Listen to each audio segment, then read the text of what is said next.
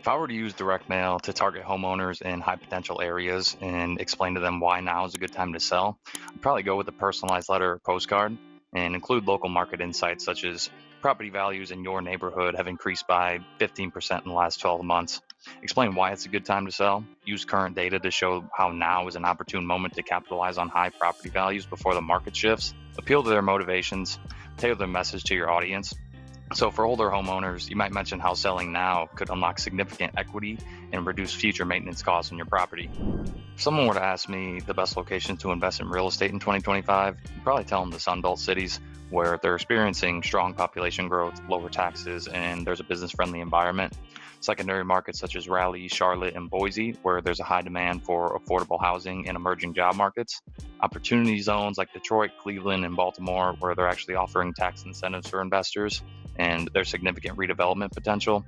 So all these locations combine growing populations, economic development, and favorable market conditions for both long-term value and rental yields. Hey, what's up, everyone? This is Jake Martin from REIPrintMail. I'm one of the senior coaches here, and I'm just going to answer a couple really important questions about real estate investing in 2025.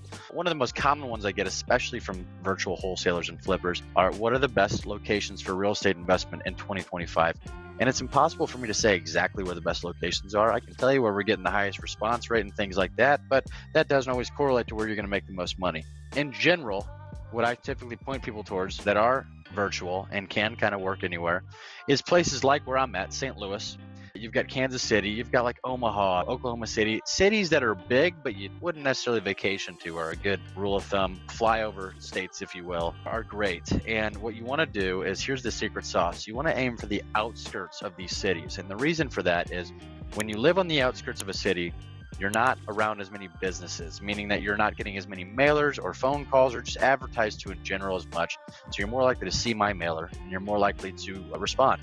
When I do lock down a deal outside of a city, I've got way more buyers, right? Because I have access to all the buyers within that city rather than being in the middle of nowhere. So I've kind of got the best of both worlds there. So yeah, that answers that. The next question is, this is a good one.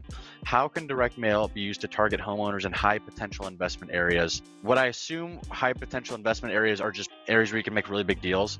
Let's take Los Angeles, for example. I've got a guy out in Los Angeles, or a team rather, that it takes $12,000 worth of marketing for them to get a deal. One single deal. But those deals on average are $160,000. Their wholesales may be 30 to 50 and their flips are like 200. Right? So they're averaging 160. Another question is, how do you talk people into believing that now is a good time to sell? That's a tough one to answer. It really varies on who you're talking to. So what you need to get good at is figuring out, especially in these areas that are tougher to close deals like Los Angeles, Phoenix, or Miami, you need to brush up on all of your exit strategies before you do pay for a ton of marketing in these areas.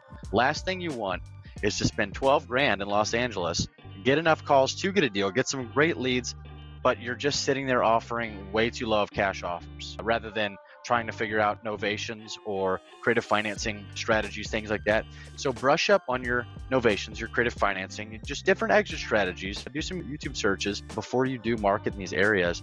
And if you hopped on a call with me, I'd tell you to do the same thing. So go ahead and book a call with me, jake.reprintmail.com, and I'd love to share more information with you.